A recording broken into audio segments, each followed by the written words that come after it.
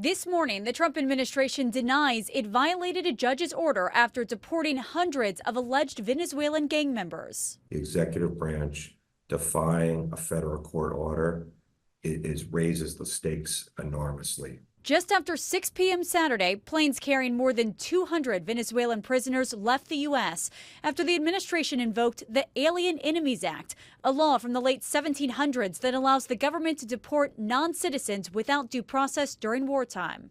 Less than an hour later, a federal judge temporarily blocked the president from invoking the law and ordered the planes to turn around, saying any plane containing these folks that is going to take off or is in the air needs to be returned to the United States. But the planes never turned around, and video shows the alleged gang members being marched into prison in El Salvador yesterday. Critics argue the administration defied the judge's orders, but the White House argues the judge has no jurisdiction over the president's conduct of foreign affairs, his authorities under the Alien Enemies Act, and his core Article 2 powers to remove foreign alien terrorists. The statute says you may go after enemy aliens when there is a declared war with a foreign government. The statute was never intended for a situation like this. However, the law has precedent. In 1948, 3 years after the end of World War II, the Supreme Court upheld President Truman's decision to deport a German national as an enemy alien, ruling it was not up to judges to decide what constitutes wartime.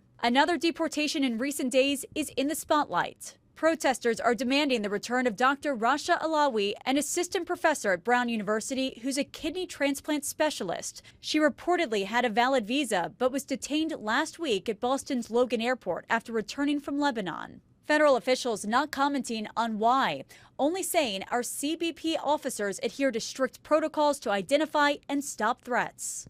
Nicole D'Antonio, ABC News, Washington.